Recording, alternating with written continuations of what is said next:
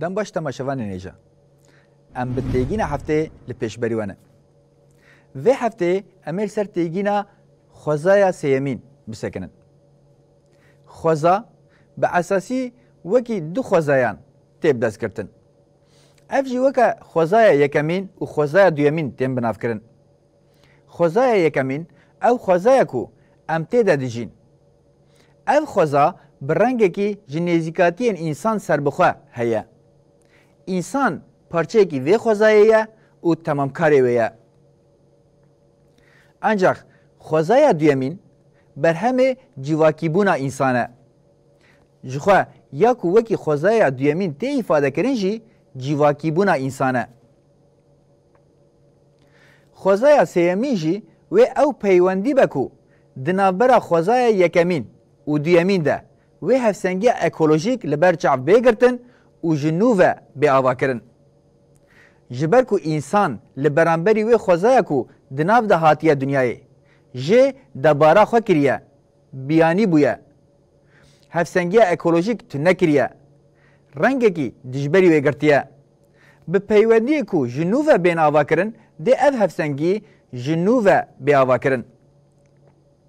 Rêber Apo, têkîldarî xwezaya sêyemîn di sosyolojiya azadiyê de wisa dibêje. Xwezayên yekemîn, duyemîn û sêyemîn bi gotineke din xwezayên cihêwaz divê mirov li wan serwext bibe. Bi tevahî xwezaya ji derveyî mirov bi şêweyê xwezaya yekemîn tê cihêkirin. Ev di nava xwe de têgîneke binakok e. Ji ber ku ev yek berê pêşî dikare mirov bi dualiteyên weke bi can bêcan, heywan nebat, heta fîzik, kîmya û gaveke din jî wê de tir maddeya xuya dike ya nake.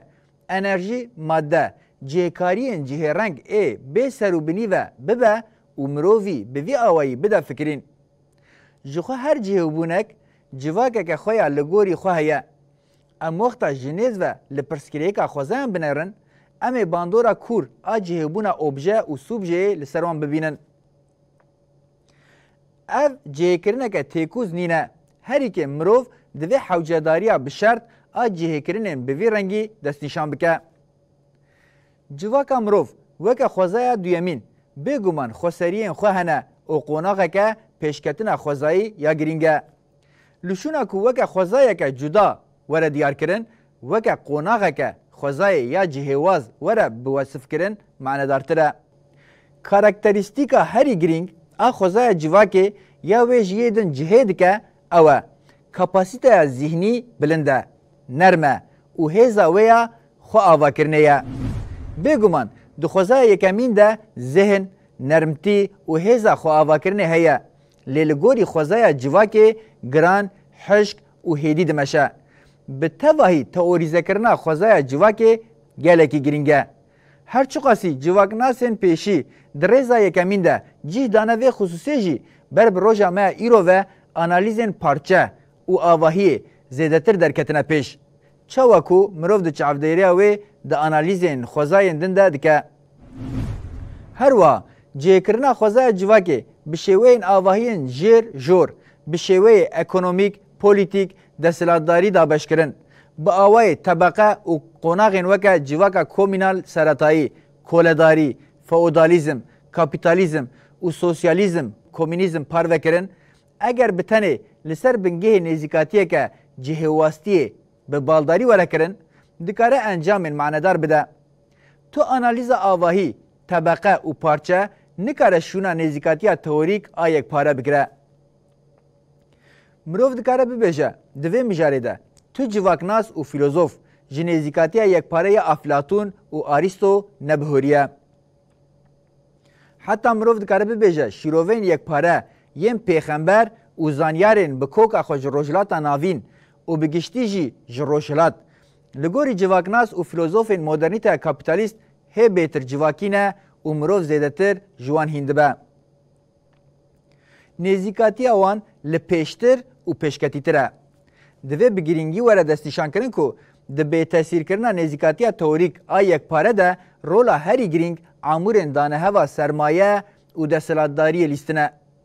Di analîzên li ser civaka mirov de pêdivî bi rêbazeke nêzîkatiyê ya nû و کور اتوریکه دوی مروف بگیرینگی فهم بکه کو ریبازین سوسیولوژیک این دناوا قلبالغی هجماران دا فتسینه جی اشکرکرنا راستیان ویدتر سروان دگرن.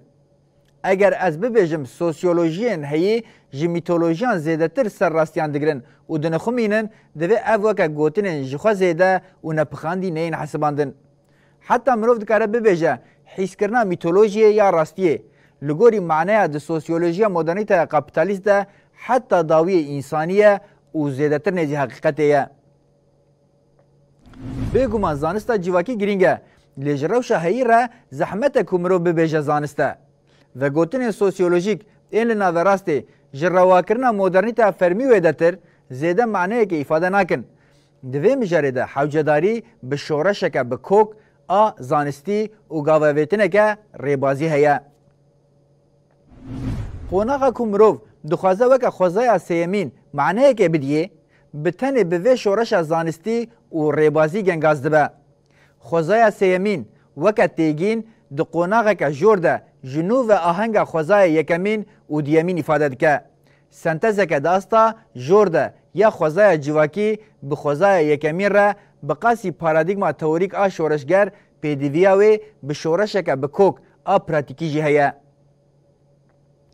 نخواستم جی جبول داوی هشتنا قوناغا سیستما شهرستانیا ناوندیا روژامه ایرو آنگو سیستما دنیای یا کپیتالیست یعنی مدرنیتایاوی او یک دیارکره. جبو پیکاتنا ویجی هری کم دوی آواهی شهرستانیا دموکراتیک بین لیکرن وکا خصوصین داری چاو دوی ده کارکتر جیواکه یا اکولوژیک و فمینیسته پیشکتن چه ببن. هنر سیاست دموکراتیک فونکسیونل وره کرن و جیواکا سیویل دموکراتیک وره آوا کرن.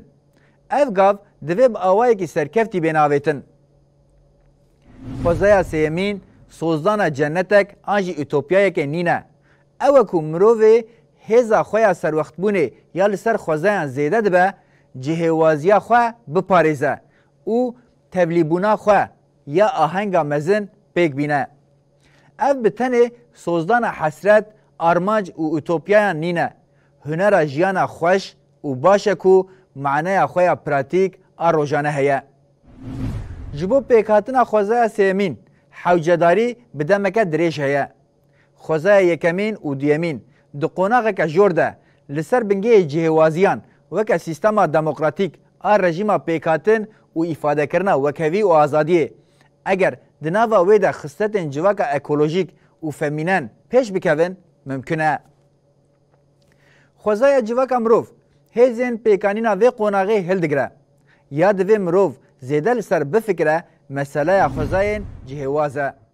اگر مروف به وی ریبازی نزیکی وی ببه دکاره مروف بر به پیکانین هی معنی دارتر این تئوریک و پراتیکه و ببه. وکی کج ورژی تفهم کرن جبو پیکاتنا خوزای سیمین دوی مدرنیته کپیتالیست به درباز کرن و مدرنیته دموکراتیک خو به میزه کرنه که دموکراتیک اکولوژیک و آزادی خوازیا جنه ریخستن بکه.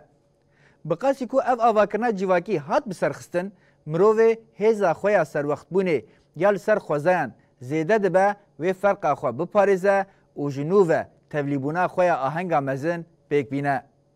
بیوی رنگی و ناکوکیا به آهنگ خوزا جواکه یا کجالی جواکا شارزا و حاتی عفراندن جی به درباس کرن. ام وی هفته لسر تیگینا خوزایا سیمین سکنین. ببینید دنا و خیر و خوشیه ده.